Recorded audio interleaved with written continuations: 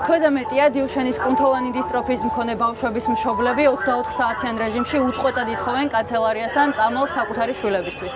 დაიცავ ილიაუნის გუნდმა, რომელიც ცოტა ხნის წინ ცნობილი გახდა იმით, რომ ილია სახელმწიფო უნივერსიტეტის თვითმმართველობის არჩევნებში გაიმარჯვა, 20 მაისს საღამოს 7 საათზე დაიწყო უწყვეტი ლაივი.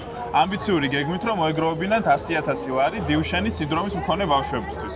რისიც ახლა მე პირადად არ მეჯერა, რომ ძალიან ამბიციურად გამოიყურებოდა და პირველ 24 საათშიც მოგროვდა 2,000 ლარი. მაგრამ შემდგომ დღეებში მოხდა პირდაპირ მნიშვნელობით სასწაული. დღეს არის 24 მაისი და უკვე ამ მონაცემებით მოგროვებულია 1,700,000 ლარი.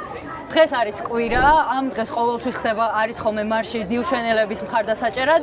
ჩვენ შემოუერთდით ამ მარშს და დღეს გვინდა რომ გაგაცნოთ უფრო მეტად ის სტუდენტები, ვინც ამ ამბის სათავეში იყო ჩართული და ვინც მოახდინა ეს სასწაული. წამოვყავით და ერთად გავიცნოთ ეს ადამიანები. წერები რო გამარსული. რა გავაკეთე და ჩელენჯი წავაგე.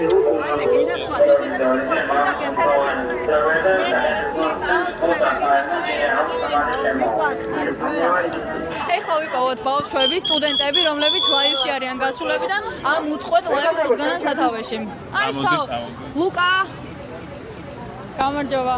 ვიპოვეთ ლუკა, ერთ-ერთი მონაწილე ამ დიდებული ამბის.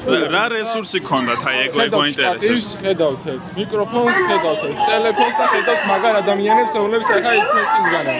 აი ეს არის თერი ეს. ანუ რაღაც მიკროფონებით, პაუერბანკებით, სტატივით და ტელეფონით მოხერხდა ეს დიდი ამბავი. მარიამ, შენგან გვაინტერესებს, როგორ გაჩნდა ეს იდეა, როგორ ჩაიყარა საფუძველი და რა იყო ყველაზე რთული განხორციელებისას. ეს იდეა გაჩნდა, ეს უბრალოდ ჩვეულებრივ დღეს ჩემო პლანოვა მეგობარმა ჩამიგდო, რომ 9 დღის განმავლობაში მათ შეძლეს და 240 მილიონი პლანური ზლოტი შეაგროვეს, იმიტომ რომ დახმარებოდნენ ასევე ონკოპაციენტებს. მეთქი ჩვენ რატო არ შეგვიძლია, ჩვენ ახალგაზრდები ვართ, ჩვენს გვაწუხებს იგივე ტკივილი გვაქვს. 100,000 ლარის დაწესებაზე როგორ იყავით, რომ აი მოგროვდება თუ რა არა, არა, ყველას გვეგონა ძალიან პესიმისტურად ვიყავით, რომ არანაირად არ გვეგონა რომ მოგროვდება, ან თითქოს რაღაცა მართლა შეუძლებელი იყო რა და ერთი ადამიანი დავიჩვენიერეთ და იძახდა რომ არა მიზანი გვაქვს ვასრულებთ და რაღაცა мотиваცია ჩვენი ეგ იყო რომ კი ჩვენ ამას ვიზამთ. ქობულეთში ტრამვატული დღე მან მოგზაურობა, იმიტომ რომ მილიონი რო შესრულდა ძალიან ბედნიერები ვიყავით და ემოციების ქობულეთში ვიყავით და ემოციების პიკში ვიყავით და ძალიან ბედნიერები ვიყავით და მივდიოდით მათესთან, ვერული ძესთან, რომელსაც ჰქონდა დაბადების 12 წლის იყო და ქობულეთში მაგით ჩავედით რომ საჩუქარი მიგვეტანა და აი თან რომ მივდივართ საჩუქარი რომ მივიტანოთ რაღაცა და აი თან რომ ვახართ რომ მილიონი შევაგროვოთ რაღაცა და მე იქ ხედავთ რომ ბავშვი ვერ დგება. ბავშვი დედის დახმარების გარეშე ვერ დგება. ბავშვი როგორ წვალობს რომ გაიაროს. და აი ესეთი რაღაცა იყო რომ ბავშვი ეუბნება დედას რომ მე სიზმრება როგორ დავდივარ და გაღვიძება არ მიხარია, იმიტომ ვიცი რომ ეს რეალობა არ არის. აი ეს რომ გავიგეთ, ყველამ დავიწყეთ ტირილი. ყველამ ტირილი დავიწყეთ და ლაივის გათიშვაც მოგვიწია ერთი მომენტი, იმიტომ რომ უბრალოდ ემოციებისგან დავსვლილი ვიყავი. უშრეტი ენერგიის პატრონი ადამიანი, რომელიც ყველაფერში ჩართულია, ყველას ეხმარება და ლაივს არ გააჩერებს კიდე 100 დღე. რა ხდებოდა ძირითადად ლაივში?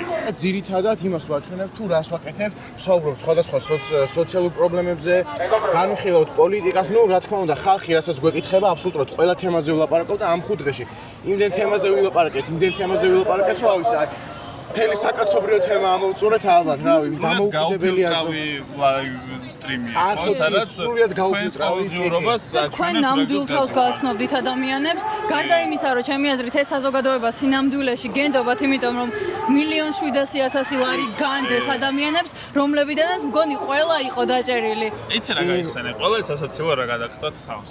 ჩვენ რო ლაივში ვიყავით და კრიმინალური პოლიციის წარმომადგენლები რო დახვდნენ იქ რა, უბრალოდ ხო გადამოწმების მიზნით და მე შემდგავართ ლაივს და წინ გვიღებს და ჩვენი მეგობრები წინ არიან, დაახლოებით 4-5 მეტრის წინ არიან, ჩამოგვისა წინ გაგვასწრეს და კრიმინალური პოლიციამ გააჩერა ეს ბავშვები, აბა ეხა უნდა გადაგან, როგორც ხდება ხოლმე რა.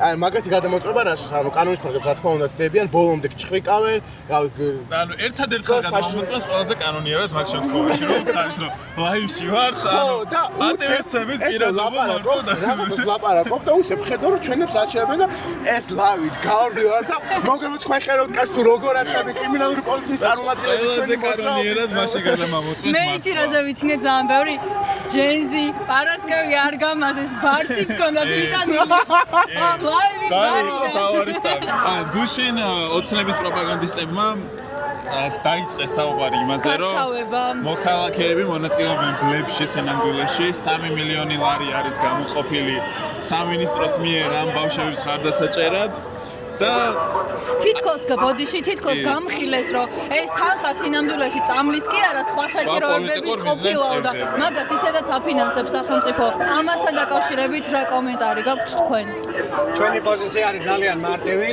საერთოდ არც კი ვეხმაურები და ვცემთ პასუხს ამ პროპაგანდისტულ ნარატივებს თუ ვინმეს მართლა აინტერესებს 300 მილიონი გამოიყო და ხარჯდება თუ არა ამ ყოველდღიური საჭიროებების უზრუნველყოფას კი ბატონო წამოგვენ და ჩვენ ერთად მივიდეთ ამ ოჯახებში ნახოთ აქ თუ არა მივალთ ახლა ჩვენ ჩაულებდა და კითხავთ ამ 3 მილიონი ლარიდან რა საჭიროება დაუკმაყოფილდათ მათ შვილებს ანდუსები თუ აქვს სპეციალური საწოლები თუ აქვს სასუნთქი აპარატები და ელექტროობის გენერატორები კი აი ეს თანხა სამსახურება რასაც აქ აგროვებთ გასაგებია რომ წამლის თანხა არ არის იმიტომ რომ იქ უფრო დიდ კი ბატონო წამლის თანხა იმხელაა რომ ჩვენ ამას ფიზიკურად ვერ შევაგროვებთ და ამიტომ გვაქვს სახელმწიფო ეს არც უნდა გავაკეთოთ ჩვენ ეს მგონი სიმბოლური დატვირთვის არის რომ როდესაც კობახიძე გამოდის და იძახის რომ ხალხის ფული რაციონალურად უნდა განაწილდეს ეს არის ხალხის განაცხადი რომ ჩვენ გვინდა რომ ჩვენი თანხები ამაში წავიდეს ჩვენ გვინდა რომ დავეხმაროთ ამ ბავშვებს და დანარჩენი ჩვენი დასაფინანსებელი ნამდვილად არ უნდა იყოს ეს უნდა გააკეთოს სახელმწიფომ თუ მას სახელმწიფო ქვია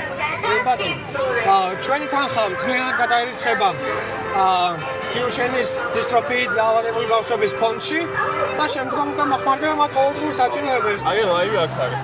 წავა ლაივში შევიდეთ. წამო. და რა ვთქვათ? რასაც კითხავ ნახოთ. მოდი. კი გვინდა რომ გვიმასპინძლო ლაივში რა, ვიღებთ ეხლა. ინტეგრაცია გვინდა ლაივთან.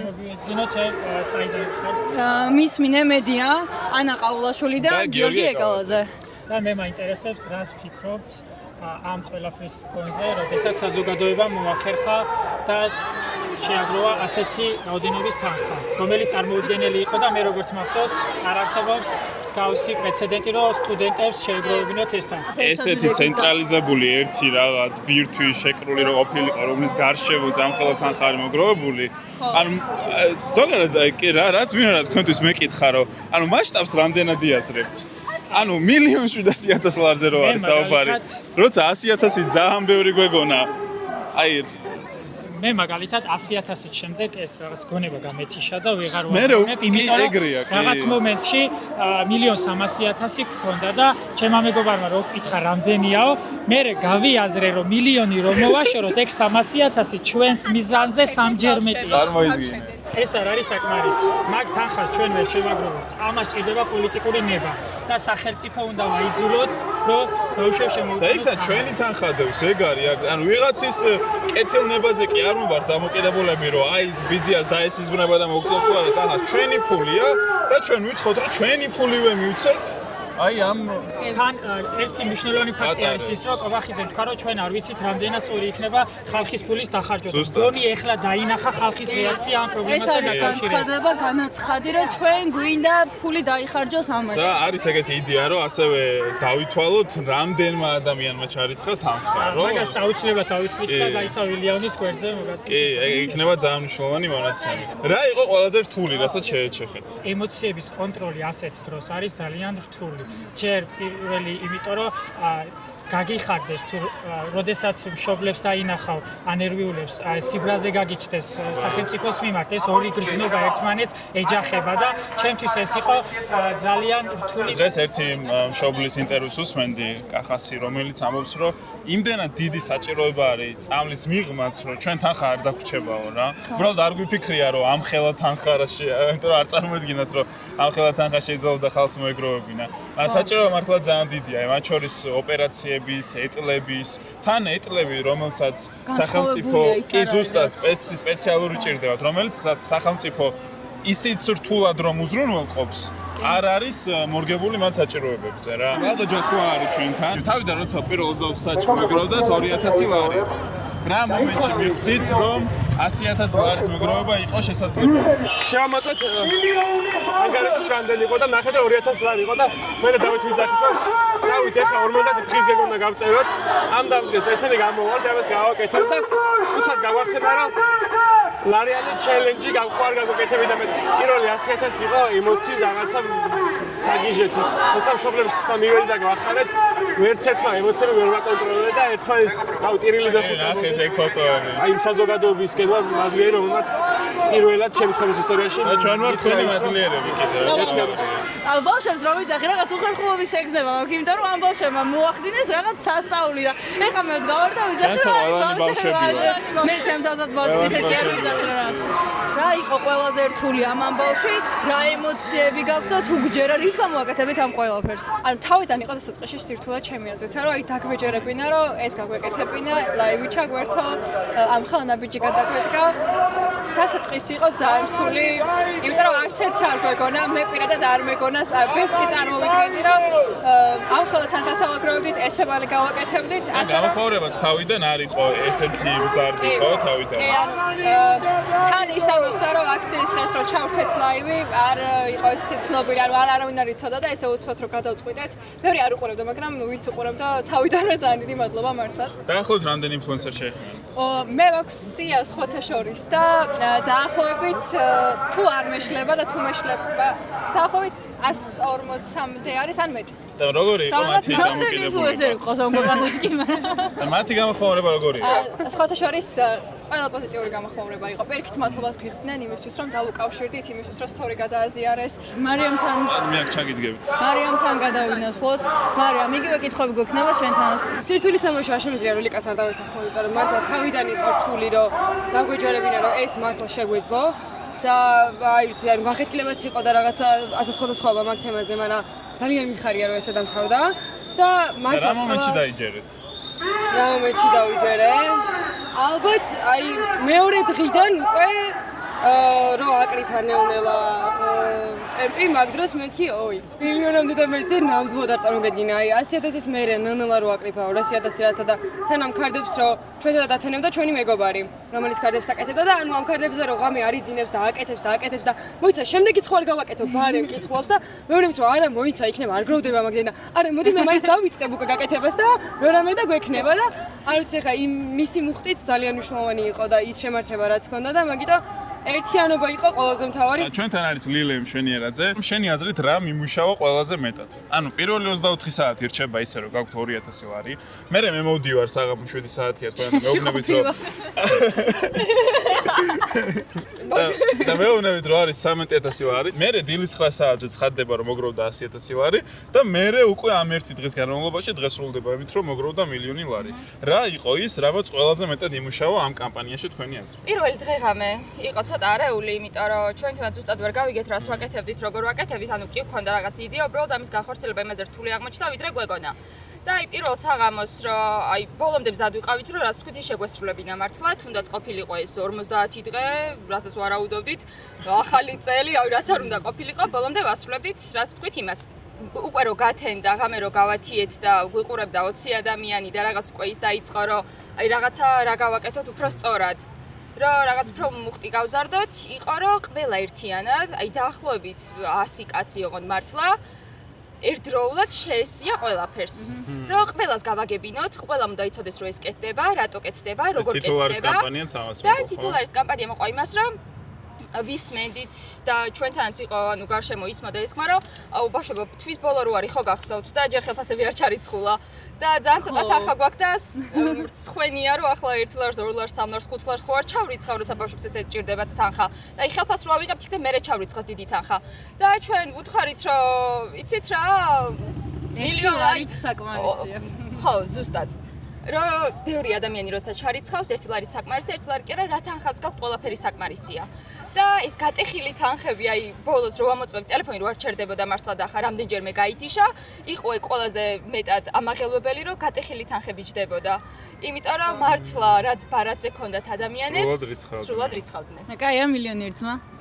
აი, სინამდვილეში თურმე ამდენ ადამიანს უნდა რომ ხალხს დაიხმაროს, ამ ბავშვებს დაიხმაროს და ვიღაცა ერთი მოძრაობა ადამიანი თუ არ ვიცი რაღაც გაერთიანება იყოს საჭირო, რომ ამ ყველაფერს სათავეში ჩადგომოდა, პასუხისმგებლობა აიღო, ყველასთვის ეთქვა რომ მოდი გავაკეთოთ. თორე აი კომპანია რო რიცხავს 5000, აქამდე ხო ქონდა ესე იგი, მაგის სურვილიც და შესაძლებლობაც. თავმოყრა იყო უბრალოდ ამ ყველაფრის ერთიანად, იმიტომ რომ ის ისმოდა, ბევრი ამბობდა, ძალიან ბევრი ამბობდა და უბრალოდ გვინდოდა რომ რაღაცნაირად ამისთვის, ანუ შეგვეკრა ის ყველაფერი და ყველას ენახა რომ აი ერთად, აი აქ, ახლა ამ წამს ჩვენ ყველაფერს ჩავდებთ, თქვენც ყველაფერი ჩადებთ. ლიზი შანშაშვილი არის ჩვენთან ერთად, ადამიანი, რომელსაც ალბათ ყველაზე ხშირად ნახავდით თუ ლაივს უყურებდით, ეს ხშირად არა, მაგრამ ხშირად. მაგრამ ძალიან ხშირად.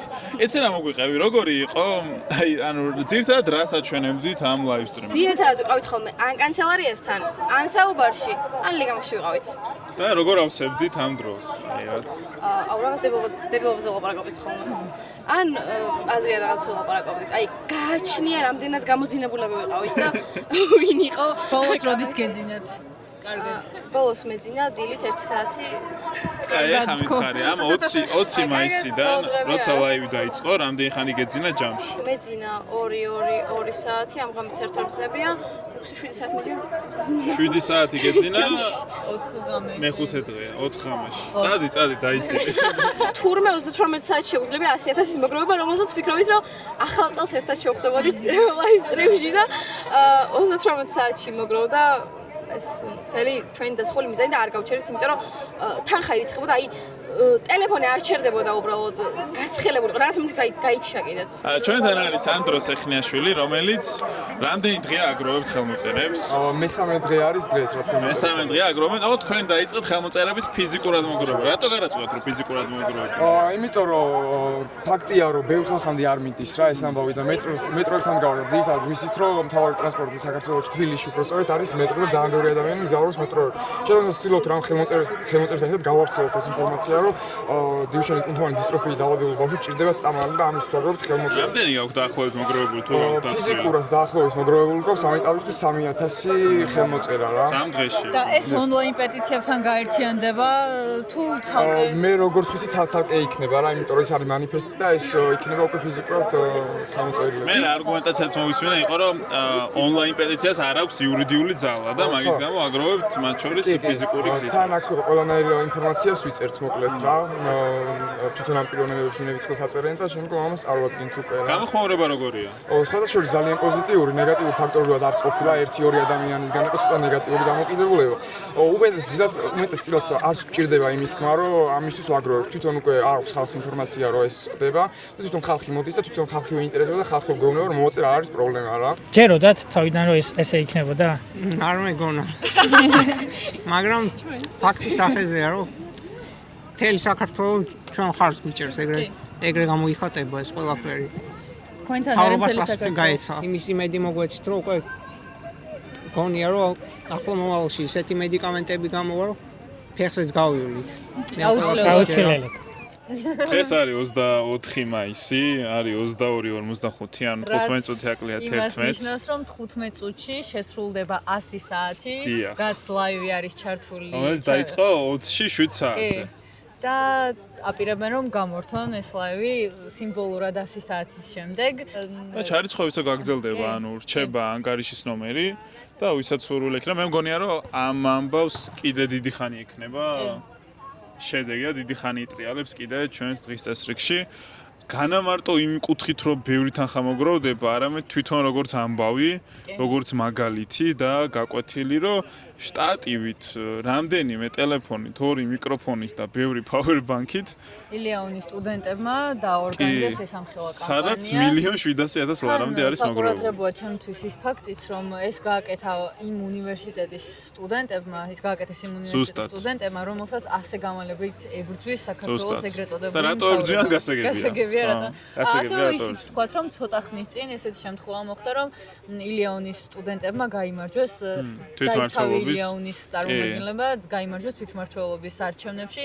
ესეც ძალიან მაგარი ამბავია. ეს იმას ნიშნავს, რომ სწორედ ეს ბავშვები, ეს სტუდენტები იქნებიან სათავეში ილიანის თვითმმართველობის და ეჭვარ მეპარება რომ ქვეყნის სათავეშიც გვენა ხო ეს ადამიანები. ეჭვარ მეპარება რომ ბევრ სხვა დიდებულ ამბავს დააჭრიელებენ. კი. ამალი ბავშვებს! ბავშვებს! ამალი ბავშვებს! ბავშვებს! 9 8 7 6 5 4 3 2 1 100 საათი შესრულდა.